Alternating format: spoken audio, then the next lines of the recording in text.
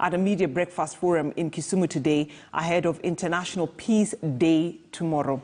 Now, Kevin Ogutu has been following this, and now he joins us live from Kisumu. Kevin Ogutu, good afternoon, and thank you for joining us here on KTN News Desk. So just a few months of the general election, and we are seeing calls of peace, politicians being urged to tone down the political intolerance that the country is witnessing.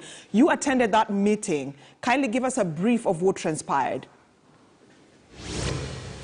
Well, thank you so much, Brenda. We are in Kisumu, where a few hours back we had the conclusion of the meeting that brought together various stakeholders, and there was no better way of setting the stage for the International Day of Peace, which is being commemorated tomorrow, every 21st of September of every year. Apparently, this is going to be the last that we will have before we move into the general election, and of course, this particular meeting came just a day after a presidential hopeful, Jimmy Wanjigi, was in Nyanza region, and we saw what was witnessed in Migori. And therefore, the various stakeholders from non-state actors, we had champions of peace coming in, we had the county government of Kisumu, we also had various organizations that deal with matters peace.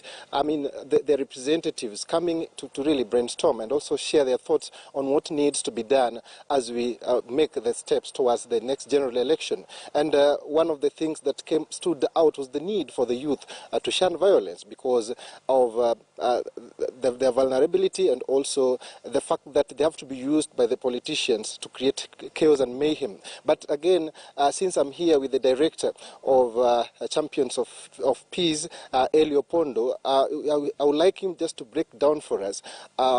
First of all, this is a day before the International Day of Peace, and from where you sit, you've been in Kisumu for quite some time. When you talk about the coming general election and the need to have peace, what are some of the take-home that you have, some of the thoughts you might share with Kenyans when it comes to matters peace and with reference to Kisumu, Nyanza region?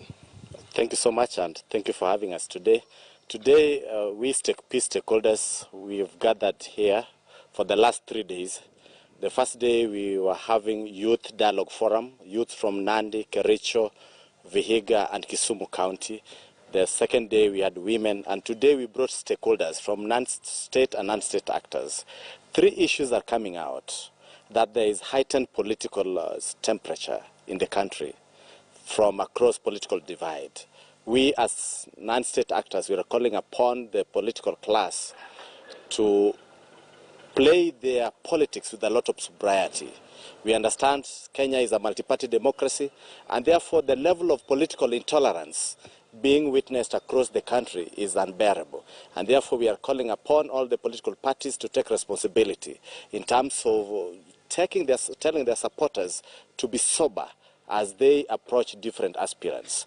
One of the indicators we are seeing of late, and of course the last 4 months, even in the by-elections, they were characterized by violence. From Bungoma to Central Province to Mombasa, they were characterized with a lot of mayhem and violence. And therefore we are calling upon the political class to be sober as they discuss their own agenda. Number 2, we are getting into the 2020 election with a lot of expectations. The competition might be stiff, but that does not mean we need to kill one another. That doesn't mean we destroy property. And therefore we as peace actors, we are here to proactively identify indicators on time and develop response strategies to curb those potential violence. Number 2, we are calling upon the IEBC. IEBC is a very instrumental organization in ensuring we have credible and peaceful election. And therefore we are calling upon the IEBC to come out with a robust communication strategy where they need to build confidence to the wananchi. Because when there is lack of confidence, there will not be confidence in the electoral results. And therefore IEBC must develop a robust communication strategy to be informing the voters periodically. We are happy they launched their roadmap, plan of action towards up to the election. We implore upon them to be updating Kenyans frequently. This is where we've reached, these are the gaps, this is the procurement process, this is even the recruitment of the CEO to the IEBC. Right now we don't have a substantive CEO to the IEBC. How the procurement of that IEBC, the kits and the procurement materials. Number 2, the police. Police is security plays an important role in ensuring stability within the electoral space. And therefore, the independence of the security organ is very, very critical. And therefore, building confidence between security actors and the citizenry is very, very important. We, as stakeholders, we've developed a raft of strategies bringing security, youth together to increase and bridge the trust deficit. Lastly, we need soul voices in Kenya. When the country is at quagmire, we need soul voices. We need church to be talking, not remain quiet for a long time. We need influential people in the country to be telling Kenyans this is the direction we want to go. They don't leave until we go haywire is when they are coming. We need to be proactive. And we thank the church for stepping up in trying to reconcile the president and the deputy, which has brought a lot of national tension.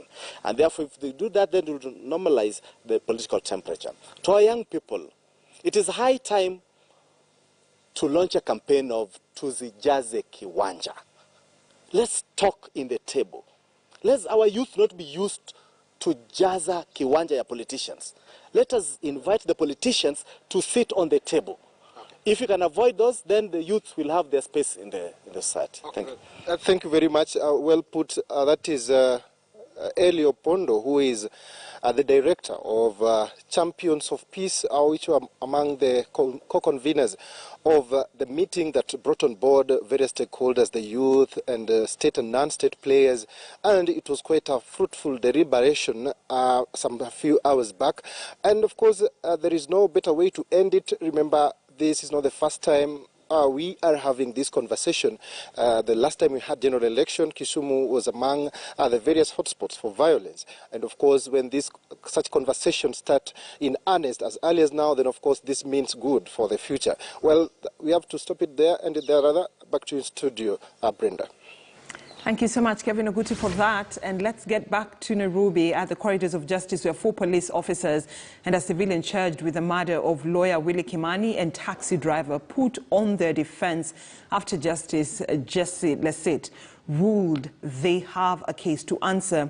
The AP officers, Frederick Leliman, Stephen Cheburet, Leonard Mwangi and Sylvia Wanjiko will be put on trial from Monday next week alongside Peter Ngugi, who is also a suspect in the murder of a city lawyer in 2016.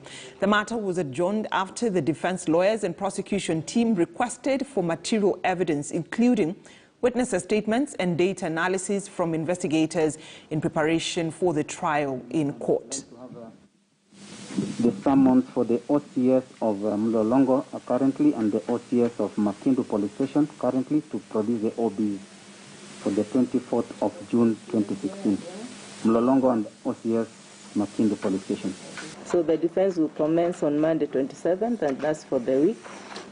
To facilitate the defense, I've ordered for the witness summons for all the witnesses indicated by their counsels, which is on record as per the record. And then the list and the statements of defense witnesses and any evidentiary material should be availed to the ODPP and the advocates for the victims within 3 days of today. I've said the counsel for the 5th accused to avail his witnesses' report and the statement of the 5th accused, that is the one he wishes to rely on. All right, 6 years later, and Justice Jesse Lessit